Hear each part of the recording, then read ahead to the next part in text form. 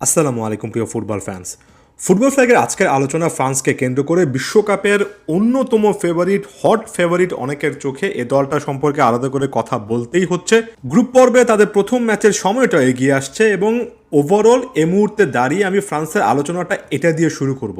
আপনি শুধুমাত্র চিন্তা করেন যে একটা সাইডে বর্তমান ব্যালন ডিওর জয়ী এবং আরও একটা ব্যালন ডিওরের কাছাকাছি বা শর্ট লিস্টে থাকার মতো পারফরমেন্স দেওয়া ওসমান দেমবেলে আছেন, আরেকটা ফ্ল্যাঙ্কে এমনকি সেন্টার ফরওয়ার্ড পজিশনেও সাম্প্রতিক সময়ে মানিয়ে নিয়েছেন এমন কিলিয়ান এমবাপে রয়েছেন এবং দেমবেলে এমবাপে দুজনেই ইনফর্ম। তার পাশাপাশি আপনি যদি যুক্ত করবেন যে মাইকেল অলিসের মতো একটা ট্যালেন্ট তারা খুঁজে পেয়েছে, যিনি কিনা এবার বায়ার্ন মিউনিকের জার্সিতে এই সিজনে 50টা গোল প্লাস অ্যাসিস্ট করেছেন, 20টা বা তার চেয়ে একটু বেশি গোল, 30টা বা তার চেয়ে একটু বেশি করে অ্যাসিস্ট ছিল। কি অসাধারণ একটা সিজন কাটিয়েছেন। অর্থাৎ এখানে এমবাপে, দেমবেলে এর পাশাপাশি মাইকেল অলিসেকে আপনি যুক্ত করেন এবং ফরওয়ার্ড লাইন আপে ব্যাকআপ হিসেবে কিংবা স্টার্টিং লাইন আপে শুরু করতে পারেন আপনি যদি প্যারিস সেন্ট জার্মের চ্যাম্পিয়ন্স লিগ জয়ী ডিজারে ডুয়ে এবং বার্কোলাকে অ্যাড করেন। অন্যদিকে আবার রায়ান শেরকির মতো একটা অপশনও আছে। সব মিলিয়ে এক্সপ্লোসিভ একটা ট্যালেন্ট হার্ট এই ফ্রান্সের অ্যাটাক লাইন। আমি একজন দুজনের কথা বলিও নি, আমার কাছে চোখ বন্ধ করে বলে দেওয়া যায় যে আপনি যদি কাগজে কলমে শক্তিমত্তার কথা চিন্তা করেন তাহলে এবারের বিশ্বকাপে সবচেয়ে এক্সপ্লোসিভ একটা ফাইনাল থার্ড পেসের দিক থেকে, স্পিডের দিক থেকে এটা ফ্রান্সেরই। এখন কাগজে কলমে কিংবা এই স্পিড পেস এগুলো বাদ দিয়েও খেলা থাকে, সেই কাঠামোতে আপনি অন্য যে কোনো দলকে আনতে পারেন। তবে ফ্রান্সের এই স্কোয়াড ডেপথের ফাইনাল থার্ডটা সত্যিকার অর্থ অবিশ্বাস্য রকমের ফাস্ট হতে যাচ্ছে। এখন স্কোয়াড ডেপথে পরবর্তী প্রশ্ন হচ্ছে এমন টাইপের একটা এক্সপ্লোসিভ ফাইনাল থার্ড যারা কিনা অনেক বেশি করে অ্যাটাক করবে, ডিফেন্সিভ ব্যালেন্স তৈরি করার জন্য আপনি ডবল পিভট সিস্টেমই তো খেলবেন, 4-2-3-1 কিংবা এটার ভ্যারিয়েন্টে তো ইউজ করবেন। এখানে ডবল পিভট সিস্টেমে যে প্লেয়াররা খেলছেন তারা কি তাদের সবচেয়ে বেস্ট ফর্মে আছেন কিনা, এখানে আপনি রাবিওর কথা বলতে পারেন, চুয়ামেনির কথা বলতে পারেন, মিডফিল্ড অপশন হিসেবে কান্তে রয়েছেন, জায়রে এমিরি রয়েছেন, আরও একটা দুটো অপশন রয়েছে। তবে এটা best possible double pivot system কিনা সেটা একটা প্রশ্নের জায়গা হতে পারে। এই প্রসঙ্গতে আমি একটু পরে চলে আসব।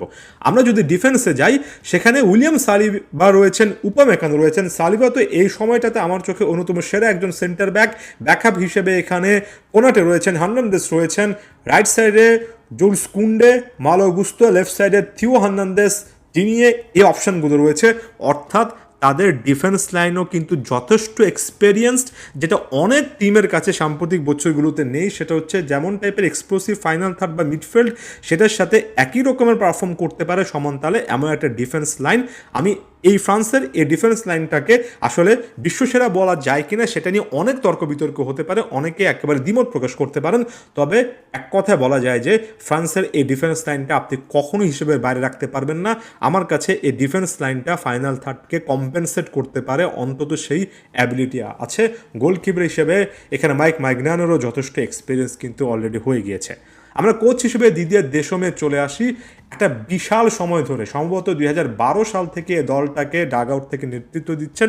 এত এক্সপেরিয়েন্সড একটা কোচ, তিনি কিন্তু আপস অ্যান্ড ডাউনস, একটা ওভারঅল নতুন প্রজন্ম তৈরি করা সব কিছুই দেখেছেন। দিদিয়ার দেশমের এই এক্সপিরিয়েন্স যেটাকে আমি অনেক বেশি করে ভ্যালু করি, বিশেষ করে জাতীয় দলে আমার কাছে মনে হয় সত্যিকার অর্থে আপনার একটা লম্বা সময় ধরে দায়িত্ব থাকা উচিত। সেটা অ্যাডভান্টেজ সাম্প্রতিক বছরগুলোতে ফ্রান্স কিন্তু পেয়েছে। সবচেয়ে ধারাবাহিক ফুটবল জাতীয় দলের ক্ষেত্রে অন্যতমভাবে তারা কিন্তু খেলছে। ফ্রান্সের বেসিক প্লেয়িং স্টাইলটা অনেক বেশি করে ডিফারেন্ট বাকি দলগুলোর তুলনায়। এটা কন্ট্রোল একটা ফুটবলের দিকে আপনাকে অবশ্যই নিয়ে যাবে। তবে একই সঙ্গে এই জিনিসটা মনে রাখতে হবে তাদের স্টাইলটা অনেক বেশি করে ডিরেক্ট, অর্থাৎ ডিরেক্ট অ্যাটাকে ওঠা, খুব একটা বেশি সময় নষ্ট না করা, এটা এই দলটার একটা বৈশিষ্ট্য। হয়তোবা মিডফিল্ড সে কন্ট্রোলটা আপনি পাবেন না। আপনি বিশ্বকাপ ফাইনাল 22-এর ক্ষেত্র দেখে আসুন, ম্যাচের অধিকাংশ সময় ফ্রান্স অনেক ম্যাচ গিয়েছে যেখানে ম্যাচে ছিল না মিডফিল্ডাররা সেভাবে গেম কন্ট্রোল করতে পারছেন না। তবে কাউন্টার অ্যাটাকে ট্রানজিশনের ক্ষেত্রে ফ্রান্স বিশ্বের সবচেয়ে ভয়ঙ্কর একটা দল, যেখানে প্রতিপক্ষের পায়ে তারা 70% টাইমও যদি বলটা দিয়ে রাখে তারপরও তারা খুব একটা বেশি প্যানিক করবে না, কারণ শেষ 10-15-20 মিনিটে কিলিয়ান এমবাপে কী করতে পারেন, ওসমান দেমবেলে বা মাইকেল অলিসেরা কী করতে পারেন সেটা সারা বিশ্ব এই মুহূর্তে জানে। অর্থাৎ বিগেস্ট উইপন আমার কাছে এখানে মনে হয় কাউন্টার অ্যাটাক, ট্রানজিশনাল প্লে, দ্রুত আক্রমণে উঠতে পারার এই অ্যাবিলিটি, এবং এটা ফ্রান্সকে সত্যিকার অর্থে বাকি দলগুলোর তুলনায় যথেষ্ট আলাদা করে ফেলে। এবারও কিন্তু বিশ্বকাপে আমার কাছে হয়তোবা লম্বা একটা সময় ধরে পজিশন গেমে ফ্রান্স প্লেয়ারদের পায়ে বল থাকবে না, হয়তোবা মিডফিল্ডে আপনি সেই ডমিনেশনটা আরও একবার দেখতে পারবেন না। তবে ম্যাচের 80-85 মিনিটের পরেও শেষ 5-10-15 মিনিটের যে খেলা থাকে, হুট করে একটা কাউন্টার অ্যাটাকে, একটা লং বলে, একটা স্পিডি বার্স্টে যে এমবাপেরা, দেমবেলেরা, ওলিসেরা যে আক্রমণে উঠবেন সেটা নিশ্চিত করে বলা যায় এটা ফ্রান্সের এই টিমটাকে, আমি আরও একবার বলছি, বাকি দলগুলো থেকে অনেকটুকু আলাদা করে ফেলে। ওয়ার্ল্ড ক্লাস এই অ্যাটাক লাইনটাকে কম্পেনসেট করার জন্য আসলে মিডফিল্ডে সে স্ট্রেন্থটা আছে কিনা সে প্রশ্নটা আমি তুলেছিলাম, আরও একবার এখানে তুলবো, অর্থাৎ উইকনেসের দিকে আস্তে আস্তে যাচ্ছি।